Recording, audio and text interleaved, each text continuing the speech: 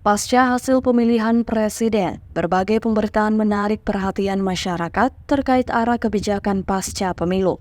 Salah satu berita yang menghebohkan adalah sikap Partai Nasdem yang dinilai akan bergabung dengan koalisi pemerintahan di bawah kepemimpinan Prabowo yang akan dilantik pada bulan Oktober mendatang.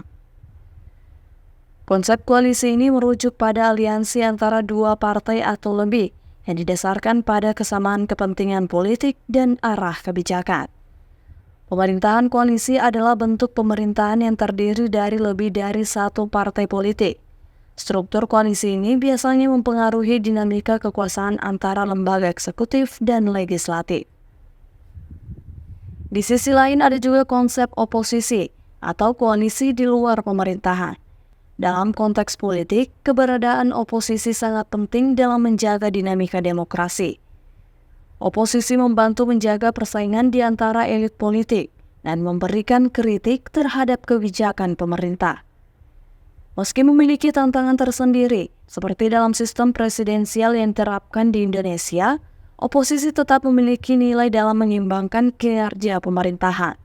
Kritik yang disampaikan oleh oposisi penting untuk memastikan transparansi dan akuntabilitas kebijakan pemerintah. Menurut jurnalis kondang Najwa Shihab atau yang akrab disapa Nana, dalam sebuah tayangan narasi, oposisi sangat penting untuk mengawal demokrasi. Dia berharap oposisi minimal 40% agar kebijakan dapat terus dikawal. Sebelumnya M. Kodari yang hadir dalam acara musyawarah menyebut menurutnya 20% oposisi sudah cukup untuk mengawal kebijakan. Karena jika partai yang beroposisi lebih dominan atau seimbang dengan koalisi di dalam pemerintahan, dampaknya adalah kebijakan publik parlemen akan terhalang atau tidak akan jalan.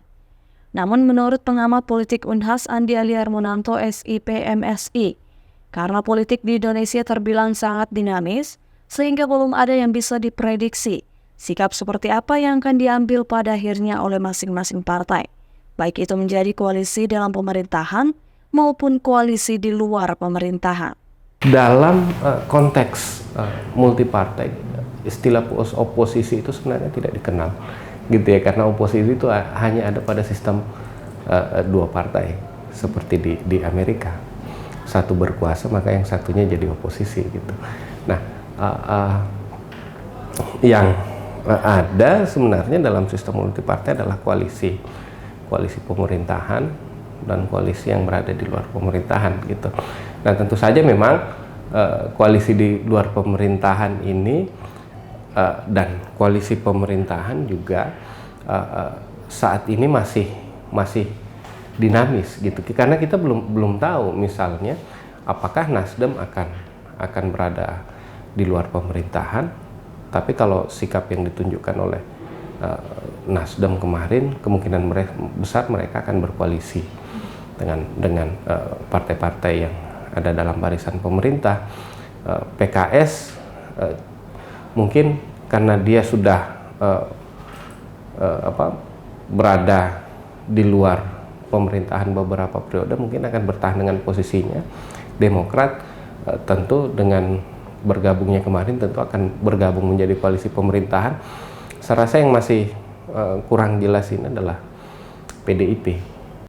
Sementara itu dalam konteks multipartai, istilah oposisi tidak digunakan, melainkan pembagian antara koalisi di dalam dan di luar pemerintahan. Namun perlu dicatat bahwa dinamika politik di Indonesia sangat fluktuatif atau tidak stabil, dan sikap partai-partai politik terhadap koalisi bisa berubah seiring waktu, yang kemungkinan terkait dengan posisi tawarannya terhadap partainya. Rahmatia, Unhas TV.